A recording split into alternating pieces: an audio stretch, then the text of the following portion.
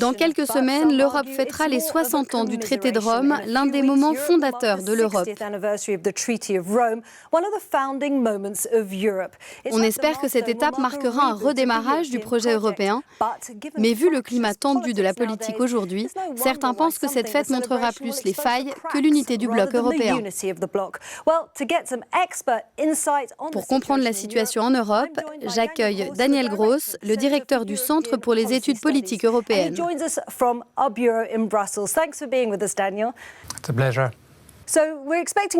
Nous attendons une nouvelle feuille de route à Rome, mais pensez-vous qu'elle aura du fond ? Il ne faut pas s'attendre à ce que les 27 chefs d'État délivrent une véritable feuille de route pour l'avenir de l'Europe, chacun d'entre eux ayant déjà les problèmes internes à son pays. Selon moi, ce que nous devons attendre en revanche, c'est une déclaration ambitieuse qui ne reflètera peut-être pas tous les problèmes d'aujourd'hui, mais qui nous dira au moins quelles seront les priorités. Angela Merkel, la chancelière allemande, a de nouveau évoqué une Europe à deux vitesses. Que veut-elle dire par là ? Pensez-vous qu'elle va développer cette idée ? Ce qu'elle dit en substance, c'est que nous voulons maintenant progresser sur le plan extérieur, sur la sécurité extérieure et comment développer une Europe commune de la défense.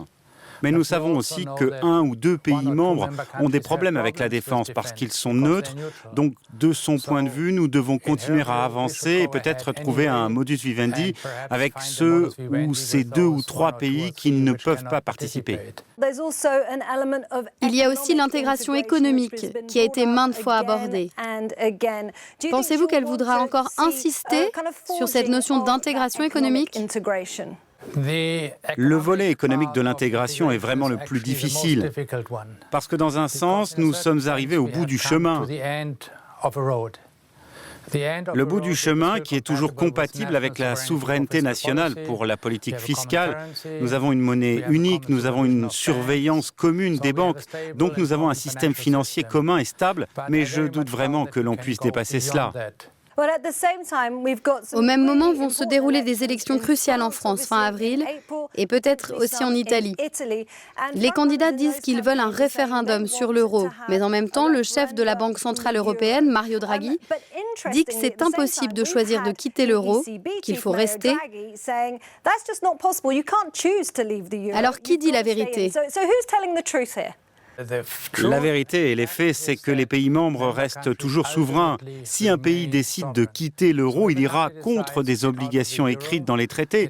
Mais nous ne pouvons pas envoyer une armée européenne. Les Américains ont envoyé l'armée quand les États du Sud voulaient faire sécession il y a 150 ans. Nous ne pouvons pas faire ça, nous pouvons juste dire d'accord, si vous ne voulez pas faire partie de l'Europe, au revoir. Donc dans ce sens, oui, chaque pays peut choisir de sortir de l'euro si le peuple ou le Parlement le décide. Mais je pense que c'est peu probable parce que si vous regardez vraiment les chiffres, la zone euro se renforce et donc en sortir devient moins probable de jour en jour. Vous mentionnez le fait que l'économie européenne a fait un peu mieux que ce qui était prévu. Mais pensez-vous que ce sera suffisant pour mettre fin, pour ralentir la montée des populistes qui voudraient quitter l'Union européenne ou au moins la zone euro ? C'est vrai que l'économie européenne progresse de manière très inégale. Bien sûr, l'Allemagne se comporte très bien, ce qui n'est pas le cas de l'Italie, mais globalement, l'image s'améliore. Et si vous regardez vraiment ce pourquoi les gens veulent quitter l'Union européenne ou pourquoi ils veulent sortir de l'euro, très souvent ça n'a rien à voir avec des questions purement économiques, mais plus avec des questions d'identité, d'avoir le contrôle sur leur propre destin national. Et ce sont des choses qui ne dépendent pas tellement des cycles économiques et du taux de chômage, mais de forces plus profondes. C'est là où réside le problème, non pas avec l'économie qui se renforce, mais avec un sens plus profond d'identité. Faisons-nous partie de l'Europe ? Bon, un pays a déjà pris cette décision, il s'agit bien sûr de la Grande-Bretagne, et les célébrations de Rome sont d'une certaine façon une manière d'établir une feuille de route post-Brexit. Mais une fois encore, si l'on parle d'économie, avez-vous l'impression que l'Europe est reléguée au dernier plan quand il s'agit de commercer avec les États-Unis, ou alors que les Britanniques passent directement devant? Bien sûr, dans les déclarations publiques de certaines personnes, le Royaume-Uni est devant, mais c'est une chose de dire oui, nous allons faire un accord commercial avec le Royaume-Uni, et c'est une autre chose de prendre la décision d'ouvrir certains marchés américains, parce que ce gouvernement a dit America First, et s'ils veulent faire America First, veulent-ils vraiment ouvrir leur marché au Royaume-Uni, mais pas à l'Union européenne, alors que ce marché est toujours plus gros pour eux? Je doute vraiment que Trump ait un traitement de faveur pour le Royaume-Uni sur l'aspect commercial et qu'il néglige l'Union européenne, qui est un plus gros marché pour lui.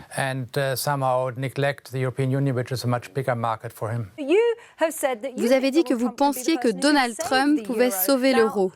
Comment? C'est très simple. Ne tenons pas compte de Twitter et des déclarations politiques et regardons comment fonctionne l'économie. Si Trump procède à des réductions d'impôts massives et veut dépenser plus pour la défense, alors l'économie américaine va prospérer. Elle va probablement importer beaucoup. Et comme l'Europe exporte bien vers les États-Unis, alors l'économie de la zone euro pourra être boostée par la politique économique de Trump aux États-Unis.